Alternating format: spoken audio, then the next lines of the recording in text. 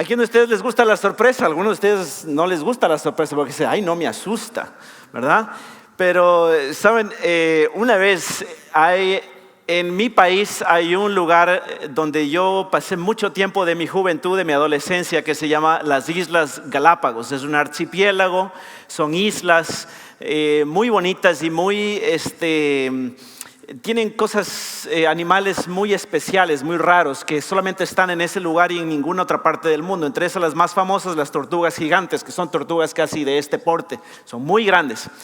Pero saben que a diferencia de otros lugares turísticos del mundo, las Islas Galápagos no empezaron a ser islas turísticas, sino hasta los años quizá 80 y realmente los 90, donde empezaron a llegar miles y miles de turistas a mi país, en estas Islas Galápagos. Y la razón era porque era muy difícil vender paquetes turísticos. Imagínate ir de acá a Estados Unidos a un europeo, ir a venderle un paquete turístico a unas islas donde no hay ni siquiera agua para beber, agua dulce. ¿Y qué me voy a meter allá a ver unas tortugas? ¿Y qué gusto tiene que ver unas tortugas? Y entonces yo leí una vez la hija del fundador principal de una agencia de turismo que se llama Metropolitan Touring, que más que Sarai le conoce muy bien ese nombre. La hija del fundador la conocía ella, y me regaló un libro, el libro de su papá, la biografía de su padre, y cómo él inició esta idea de hacer turismo en una isla que casi nadie conocía. Se escuchaba nada más en los libros de ciencias acerca de las Islas Galápagos, de la evolución y esas cosas, pero nada más. Y entonces, una frase que se me quedó de ese libro, más que la historia, más que cualquier otra cosa, era la siguiente frase, hablando acerca de este señor de apellido Proaño, fundador de esta agencia de turismo, y decía lo siguiente: nos admira tu capacidad de sorprenderte, de asombrarte. ¿Alguna vez habías escuchado algo así? ¿Alguna vez habías pensado en tu esposo, en tu esposa, en tu amigo, habías pensado de ti, pensando qué increíble capacidad tengo de asombrarme? O sea, como que si esa capacidad fuese tuya. Y sabes, lo que siento yo es que a veces como cristianos perdemos esa capacidad de asombrarnos. Leemos algún libro, leemos la Biblia, leemos algún versículo, alguna historia de la Biblia y no nos asombramos, no nos sorprendemos, porque como que no nos ayuda que sabemos el final feliz, ¿verdad? Y a la final del final feliz sabemos que Dios siempre gana contra el mal, amén. Entonces eso es bueno, pero al mismo tiempo deberíamos ponernos quizá en el lugar de los que están viviendo la experiencia y decir, porque nos ayuda a sorprendernos, a maravillarnos de la gloria y el poder y el amor y la misericordia de Dios. Y por eso vamos a ver el día de hoy algo sorprendente, algo milagroso, algo espectacular, quizá el reavivamiento más grande de la historia que está registrado en el libro de Jonás capítulo 3. Así que abran sus Biblias en el libro de Jonás capítulo 3. Y mientras van allá, nada más quiero darte quizá la idea central de lo que vamos a tratar el día de hoy, que es que la compasión de Dios no tiene límites para los que creen, y no solamente para nosotros, sino también para los otros, para ellos también, para los que a veces ni nos imaginamos que pueden llegar a ser salvos. Nunca esperaríamos que ciertas personas vuelvan a la iglesia. Nunca esperaríamos que ciertas personas sean salvas. Nunca nos imaginamos, ni soñamos, ni pensamos de que Dios va a cambiar a nuestro marido. Ya ese es un árbol torcido, ya que no hay más. Pero confía en el Señor, que Dios tiene poder para convertir los corazones, amén. Así dicen las mujeres, amén, y los varones también dicen amén, y los hijos y todos los creyentes que confiamos en el poder del Señor. Así que miren, en esta ocasión los ninivitas, estamos en esta historia de Jonás, donde hay un profeta, el único profeta en el Antiguo Testamento que Dios le dice, toma, anda a predicar este mensaje, y Jonás le dice, no quiero. Y si ustedes vieran un mapa de dónde queda Nínive, nunca deberías haber tomado un barco. una nave. Para ir a Nínive se podría ir en camello, o en caballo, o a pie. Pero Jonás se da la vuelta, se va al puerto de Jope y toma un barco en dirección totalmente opuesta a la voluntad de Dios y al mensaje que Dios le había dado. Y entonces se va porque él no quiere ir a predicar a Nínive. Los asirios eran la nación más violenta, más sangrienta que jamás había existido en ese entonces y quizá hasta el día de hoy. Si quizá describiéramos algunas de las cosas que ellos hacían con sus enemigos, terminaríamos aquí horrorizados, y no quiero pronunciar esto porque veo que hay niños también aquí, pero eran realmente una nación malvada, maligna, mala, sangrienta, violenta. Y entonces el pastor Rodrigo hizo alusión a una ilustración muy interesante, y él nos dijo, escuché el primer sermón donde nos dijo que era como si estuviesen enviando a un judío a predicar en Auschwitz, en un campo de concentración nazi. O sea, él jamás hubiese querido ir a predicar a ese lugar. Pero el Señor es misericordioso y trabaja aún a través de sus siervos desobedientes y rebeldes, como en este caso Jonás. Dios obra una salvación milagrosa, lo envía en una nave, es arrojado, es tragado por un pez. Finalmente él agradece a Dios por haberlo salvado la vida y se dirige. Y leemos en el capítulo 3, versículo 1, donde dice: vino palabra de Jehová por segunda vez a Jonás. Y esa es la maravilla de Dios, que es un Dios de segunda, tercera, cuarta, quinta oportunidad para aquel que se arrepiente. Amén. Eso es maravilloso, eso es increíble, es una palabra maravillosa. Ahí está tu primera sorpresa. Vino palabra de Jehová por segunda vez. Tú no hubiésemos enviado a ese mismo profeta tan rebelde, tan malcriado, tan maleducado, tan desobediente, que dice: no quiero ir. Y tan desobediente, pero Dios en su misericordia, en su amor, dice: a ver, ¿dónde nos quedamos? En que íbamos a predicar a Nínive, ¿verdad? Sí, Señor. Pues vamos. Vino palabra de Jehová a Jonás una segunda vez, se va a predicar, y hoy tomamos los versículos 5 en adelante. Dice la palabra de Dios: y los hombres de Nínive creyeron a Dios y proclamaron ayuno, y se vistieron de cilicio desde el mayor hasta el menor de ellos. Y entonces, miren, esta es la sorpresa principal quizá de esta porción de la Biblia, que los hombres de Nínive creyeron a Dios.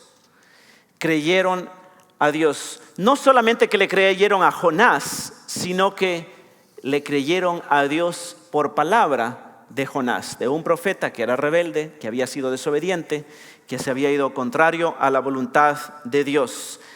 Los hombres de Nínive creyeron a Dios, proclamaron ayuno y se vistieron de cilicio. Saben, de alguna manera sobrenatural enfrentan la vívida realidad de que Dios está encima de ellos, de que Dios está por encima de su autoridad, por encima de su pecado, por encima de su naturaleza. Y entonces se dan cuenta de que Dios está hablando en serio. ¿Y se acuerdan cuál era el mensaje? En 3 días y Nínive será destruida. De aquí a 40 días Nínive será destruida. Dije 3 días porque se demoró, era una ciudad de 3 días de camino. En 40 días será destruida. Y entonces se convierten en una de las naciones, como decíamos, más violentas, más sangrientas que jamás haya existido. Y ese es el poder de Dios. Y quien lee esta historia podría decir: no, pues es que le mandaron un profeta, ¿no? El mejor predicador del Antiguo Testamento, Jonás. Mentira. ¿Qué predicador? Les mandaron al peor profeta, al profeta más rebelde. Y mira cómo es Dios. Quiero que te sorprendas de esto. El profeta más rebelde, el pueblo más sangriento, más pecador, más violento. Y Dios obra el reavivamiento más grande que quizá está registrado en la palabra de Dios. Toda una ciudad, dice desde el versículo 5, se vistieron de silicio, proclamaron ayuno los hombres de Nínive, desde el mayor hasta el menor. Eso es tremendo. Así de tierno, así de amoroso, así de compasivo es Dios. Tú no puedes asumir ahí te das cuenta realmente cuál es el rol tuyo y mío al predicar el evangelio, al compartir las buenas noticias de salvación, al contar tu testimonio, la historia que tú has tenido con Dios, que Dios ha tenido, la compasión que Dios ha tenido contigo. Muchos de nosotros nos detenemos a veces en compartir el evangelio porque pensamos que se trata de mí, que es mi historia, que yo tengo que verme bien, que tengo que verme bien guapo, bien con un testimonio impecable, así perfecto. Cuando en realidad, ¿qué es? Es el poder de Dios para convertir a los pecadores. No se trata de ti, no es porque es el poder del evangelio. Ahora, esto debería animarnos a nosotros a las... Y aquí fue el momento donde me dijo el hermano que posiblemente me quede sin batería. Así que usted me dice cuándo cambio. Y entonces, mira hermanos, deberías hacer esta pregunta. ¿Tú crees que Jonás se creía con algún derecho de ser instrumento de Dios? Prácticamente decir, qué vergüenza, con qué cara me asomo aquí a predicar a Nínive en nombre de Dios y decirles que Dios les va a destruir. ¿Qué derecho tenía él? Pero aún así Dios lo usó. Jonás, aunque era un profeta orgulloso, miraba en menos a las naciones paganas como Nínive. Podríamos decir hoy en día, usar este término, era alguien racista. Era alguien que al final del libro de Jonás lo encontramos con tendencias suicidas. Señor, quítame la vida. No me imagino en un mundo, vivir en este mundo donde tú perdonas la maldad de los ninivitas. Yo me prefiero morirme. Quítame la vida, Señor. Este era Jonás. Lo que prueba realmente, como él dice al concluir el capítulo 2, la salvación es de Jehová. No era de Jonás. No es mía, no es tuya. Predique el pastor Rodrigo, predique yo. No importa, la salvación es de Jehová. Y por eso debemos confiar en el poder de Dios para convertir a los pecadores. Punto número 2. Mira, y aquí la respuesta es que no solamente la gente sencilla, no solamente desde el mayor hasta el menor, sino que ahora sube un poco más. No solamente eran no solamente los influencers y la gente en las redes sociales, no solamente las celebridades, no solamente los populares, los famosos, todos se arrepintieron y y procedieron a este ayuno, a vestirse de silicio. ¿Qué quiere decir vestirse de silicio? Es como que si tú te vistieras con una tela de costal, en inglés es burlap, es lo que el costal. Es una tela, ¿sí se entiende costal? ¿Sí?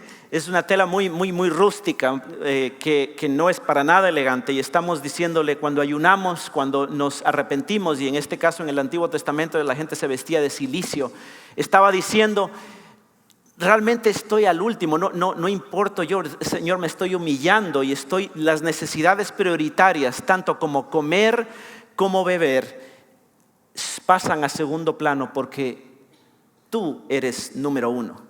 Y eso es lo que hacemos cuando ayunamos. Ahora, la respuesta ahora viene también de la realeza. Versículo 6, llegó la noticia hasta el rey de Nínive y se levantó de su silla, se despojó de su vestido y se cubrió de cilicio y se sentó sobre ceniza.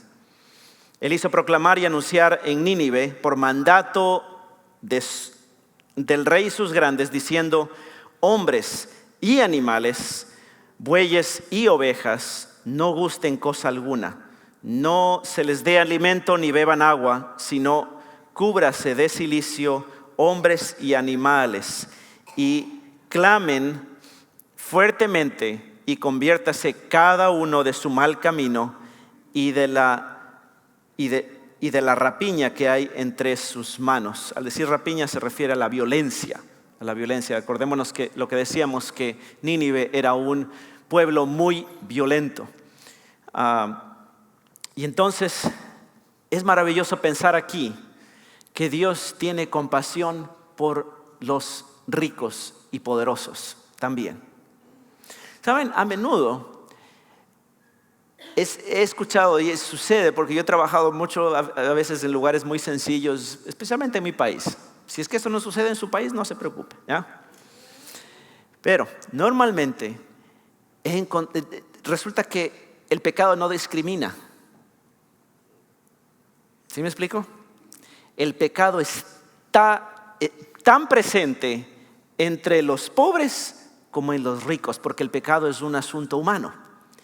Y el orgullo y esto de ver en menos al resto, de verse por encima, de ver por encima al resto, está entre los pobres y entre los ricos, o entre los que estamos entre medio quizá.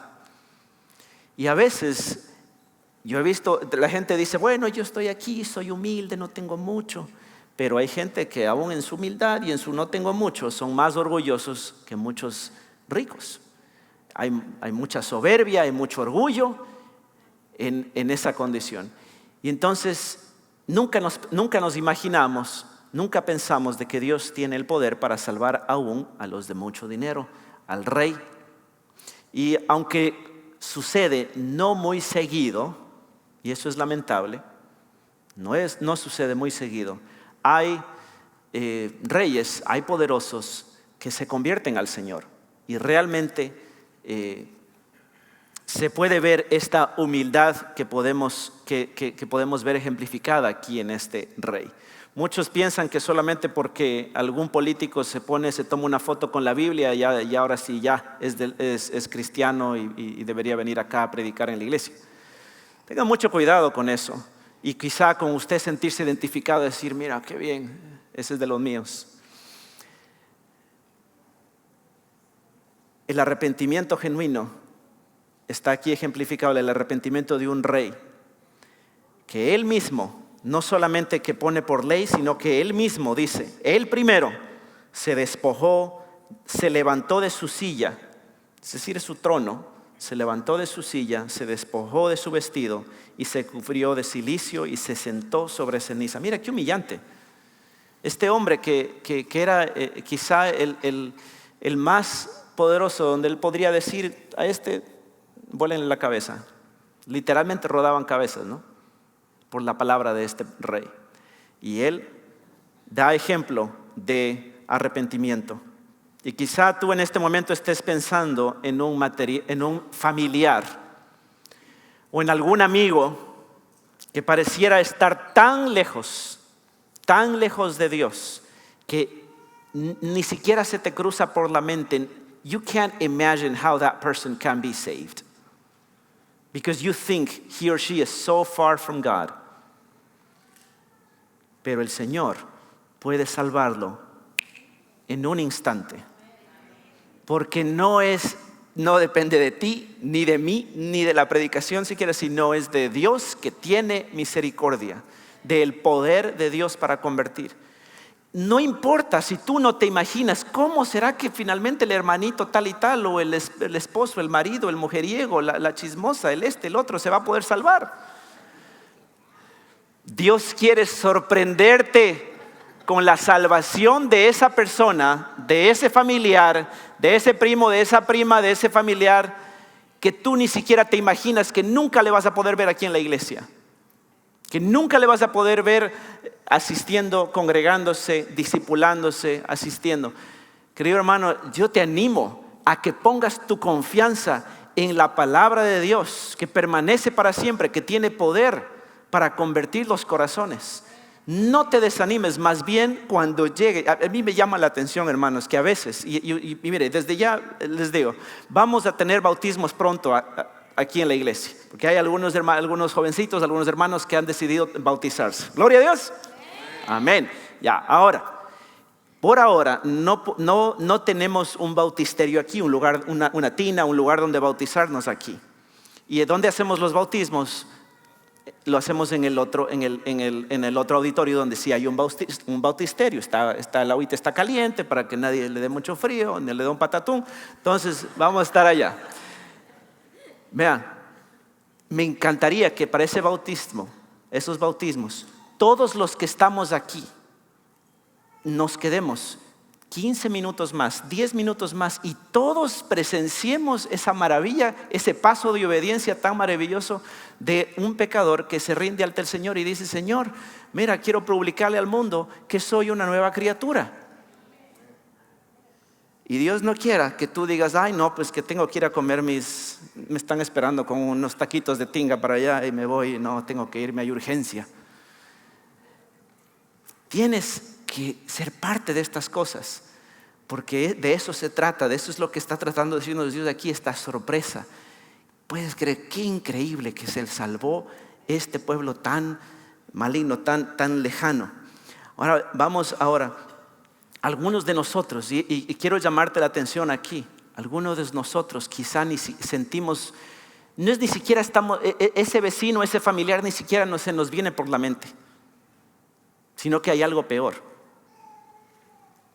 Tú sientes apatía, no te interesa, ni siquiera se te cruza por la mente, ni siquiera has pensado, no se te ocurrió siquiera invitarle a la iglesia, no se te ocurrió siquiera invitarle al grupo de varones, al estudio de damas, no estás pensando en testificar. Y yo te quiero llamar la atención aquí un momento para que no te pase, que no seas tú Jonás. Jonás, mis queridos hermanos, ya nos hemos dado cuenta que Jonás no es un ejemplo a seguir aquí. Jonás no es el profeta modelo aquí, sino que tú más bien pienses que pueda Dios crear en ti el deseo de compartir las buenas nuevas, de ser algún tipo de agente de esperanza con otros. Quizá va a ser una invitación, quizá va a ser algo de alimento, quizá va a ser alguna cosa que tú hagas que acercará a esa persona y les llevará a mirar, alzar la mirada un poquito más de arriba y poner los ojos en Jesucristo, el autor y consumador de nuestra fe. Ahora el versículo 9 nos dice: ¿quién sabe si se volverá y se arrepentirá Dios y se apartará del dolor de su ira, del ardor de su ira, y no pereceremos? Mira lo que motivó al rey a arrepentirse. ¿Qué es lo que le está motivando al rey? Este rey está sintiendo el calor. Él está diciendo: mi pueblo y yo y mi pueblo estamos así del infierno. Estamos cerquita. Y por eso es que él hace esa pregunta: ¿quién sabe? ¿Quién sabe? Mira, no fue la doctrina del amor de Dios, sino la doctrina de la ira de Dios. Como dice Jeremías 30:24, el ardor de la ira de Jehová contra los pecadores. Y quizá podríamos decir que una de las razones por las cuales la gente ya no teme a Dios es por la falta de la predicación que incluya la santa ira de Dios. Y por eso este rey no se anima a decir: no, es que aquí nosotros tenemos derecho a la salvación porque Dios es amor, pues a la final, ¿no? Mira la pregunta que él hace: ¿quién sabe? ¿Quién sabe? Él no se siente con el derecho a la salvación. ¿Por qué deberíamos preguntarnos si es que Dios tiene iras contra los pecadores? ¿Por qué será que Dios está enojado? ¿Qué será lo que provoca la ira de Dios? Tú y yo somos su creación. ¿Por qué Dios estará enojado? ¿Por qué Dios siente ira? ¿No te has preguntado eso? Debe ser porque su creación hizo algo para provocar su ira. Pues, ¿qué habremos hecho que Dios está enojado, que Dios tiene iras? Y la respuesta es que lo hemos ignorado, hemos sentido esa apatía para con Dios. Hemos ignorado a Dios. Él nos hizo a su imagen y nosotros hemos intentado hacer a Dios a nuestra imagen. Yo me voy a hacer mi propio Dios. Muchas gracias. Yo me voy a hacer mi propio Dios. Yo me voy a inventar mi propio Dios. Dios es así. No, a mí me gusta más un Dios así. Tú tienes tu verdad, yo tengo mi verdad, pues y ahí es cada cual, ¿no es cierto? Entonces, no queremos conformarnos a lo que Él quiere, queremos que Él se conforme a lo que nosotros creemos. Y así le hablamos a Dios, el que nos creó, el que nos dio vida, el que nos hizo a su imagen. Hemos pisoteado su ley de amor. Él es la fuente de toda cosa buena que disfrutamos. Si hoy te despertaste, si hoy estás respirando, hoy comiste, eso es porque Dios tiene misericordia. Dios tiene todo el derecho a destruirnos porque tú y yo somos pecadores, hemos pecado y hemos caído de la gloria de Dios. Querido hermano, yo no sé si pensaste que ibas a venir esta mañana a escuchar un mensaje de esperanza, un mensaje de amor y estás escuchando acerca de la ira de Dios, pero espérame un poquito, ya vamos a llegar a la esperanza, ¿ok? Pero debemos tratar este tema porque es bíblico y es fundamental para entender el por qué Dios envía a su Hijo a esta tierra. ¿Por qué Dios tiene que morir? ¿Por qué Dios envió a su Hijo? ¿Por qué Dios tuvo que encarnarse y hacerse como uno de nosotros? ¿Por qué Dios no simplemente mandó de su Espíritu y te dice, dale, que yo te ayudo y te hago barra, yo te echo las porras, tú puedes? ¿Por qué Dios tuvo que morir? Porque el pecado es así de horrendo, porque el pecado, la paga del pecado es la muerte. Nos da la vida, la quitamos. Nos da la sexualidad, la pervertimos. Nos quiere dar una identidad maravillosa de ser hijos de Dios, adoptados por Él, y nos inventamos muchísimas otras identidades. Las huellas de su amorosa creación están por todos lados y nosotros vivimos como si fuéramos nosotros los que le damos la vida a los árboles, a los animales. Nosotros somos los que preservamos las cosas. Mentira, es Dios y nos da su palabra y este mundo la sociedad se hace como que estamos muy sofisticados para este libro anticuado, este libro antiguo. No, yo ya soy educado, yo tengo educación, yo fui a la universidad. ¿Te das cuenta? Por eso, por supuesto que Dios tiene ira y hay condenación. Y por eso es que el rey, aunque tiene esa autoridad soberana ahí en su país, en su lugar, en Asiria, él se da cuenta de que la autoridad del Dios de Israel está por encima de su autoridad y que Él tiene autoridad absoluta y soberana sobre este universo, no solamente sobre Israel, sino también sobre Nínive, también sobre Asiria, y siente que no tiene ningún derecho a reclamar que no sea destruido. Por eso la pregunta del rey, ¿quién sabe? ¿Quién sabe? Esa es la pregunta que tú y yo deberíamos hacernos al acercarnos a Dios, especialmente si te acercas a Dios por primera vez. ¿Quién sabe si Dios puede salvarme? ¿Quién sabe si Dios puede tener misericordia de ese familiar, de ese amigo, de esa amiga? ¿Quién sabe? Quizá todavía se pueda, quizá hay chance, quizá hay oportunidad. ¿Quién sabe? El rey entiende que la misericordia es únicamente el derecho de Dios y solo si Él quiere puede hacerlo. ¿Quién sabe? ¿Para qué nos enviaría Dios un profeta sino porque desea salvarnos?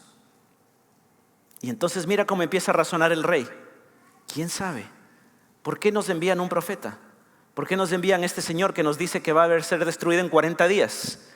Entonces, él se da cuenta de que ese mensaje, aunque muy corto, es también un mensaje de esperanza. Porque cuando tú le adviertes, tu mamá, tu papá, le adviertes a tu hijo que no haga algo, es porque no quieres que se haga daño. ¿Quiénes de ustedes, los papás, algo que me llamó la atención, especialmente aquí en Estados Unidos, era cuando mi esposa estaba embarazada y la gente nos preguntaba, ¿Is your house baby ready? ¿Baby proofed? ¿Ya está protegida tu casa para la seguridad del bebé? Yo digo, ¿y eso cómo se hace? ¿Cómo es eso? No, es que tienes que comprar estos plastiquitos y estas cositas y estás haciendo y para que no abra, para que no sé qué y no sé cuándo. No sé, ahí en mi país como que se dan duro y ahí van saliendo, ¿no? Pero mira, eso se hace, bueno, ya terminé yo también poniendo todas las seguridades que me podía imaginar. ¿Por qué? Porque esas advertencias, cuidado, no toques la olla que está caliente, está hirviendo, te vas a quemar. ¿Ves? Cuando tú le hablas fuerte a tu hijo, es un grito de advertencia, es un grito de amor, es un grito apasionado. Y en el Antiguo Testamento, especialmente los profetas menores, es muy común ver estos gritos de un padre desesperado, un padre amoroso, de un marido herido en su corazón, como en Oseas, queriendo alcanzar a sus hijos perdidos. Entonces este grito de advertencia, no lo tomes, predicaron de la ira de Dios hoy día. Sí, pero es un mensaje de esperanza, es un mensaje de amor, de un Dios amoroso que quiere que no te quemes, que quiere rescatarte y traerte de nuevo a su redil. Y entonces, mira, así es la misericordia de Dios.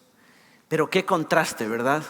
Entre el arrepentimiento de Jonás y el arrepentimiento de los ninivitas, incluido el arrepentimiento del rey. No estamos hablando de que si el profeta fue salvo o no. Estoy hablando del tipo de arrepentimiento. El arrepentimiento de los ninivitas deja en vergüenza el arrepentimiento de Jonás.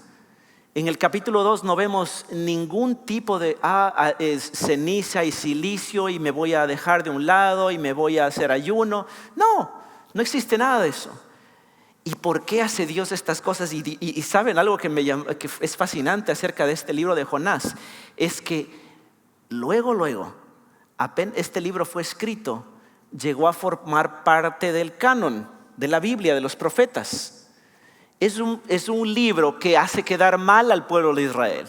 Es un libro que hace quedar mal a los profetas de Dios. Pero Dios dice, lo quiero allí como sagrada escritura, para que quede como prueba de que yo soy un Dios de misericordia y para que mi pueblo entienda que mi perdón, que mi misericordia, que mi salvación no es un derecho, es solamente la misericordia de Dios. Y que aún, por eso es que Jesucristo en Lucas 4:27 dice, ahí está la respuesta misericordiosa de Dios que les da el arrepentimiento. Pero mira lo que dice allí: muchos leprosos había en Israel en tiempo del profeta Eliseo, pero ninguno de ellos fue limpiado sino Naamán el sirio. Había muchos cristianos y Dios elige sanar a este otro. Muchos asistían a The Heights español y Dios salva a los de por acá. ¿Te das cuenta cómo es Dios? Porque Dios quiere hacernos dar cuenta de que no tenemos derecho a su salvación. No podemos controlar la transacción de la salvación. No depende del que quiere ni del que corre, sino de Dios que tiene misericordia, dice Romanos. Y entonces, Mateo 12:41 dice, los hombres de Nínive se levantarán en el juicio con esta generación y la condenarán, porque se arrepintieron a la predicación de Jonás. O sea, Jonás. Más encima les envían a Jonás y se arrepintieron a la predicación de Jonás. Y Jesús está diciendo, y he aquí uno mayor que Jonás está aquí. Jesús le está hablando a los líderes judíos de su tiempo y les dice, predicándoles, enseñándoles, haciendo un despliegue del amor de Dios para que se arrepientan. Mi pregunta para ti esta mañana es, ¿tenemos tú y yo a uno mayor que Jonás en nuestro medio? Gloria a Dios que sí. Tenemos a Jesucristo, conocemos que Jesús fue enviado por su Padre a morir, a vivir una vida perfecta, a morir una muerte de cruz, una muerte horrenda, a ser sepultado entre los muertos y resucitar entre los muertos como garantía de nuestra salvación. Y entonces, mira, los ninivitas se arrepintieron y solo tuvieron la predicación de Jonás. Pero nosotros, he aquí, uno mayor que Jonás nos ha venido, Jesucristo, crucificado, sepultado, resucitado entre los muertos. Ahora, querido hermano, mira lo que dice Jeremías 18:6.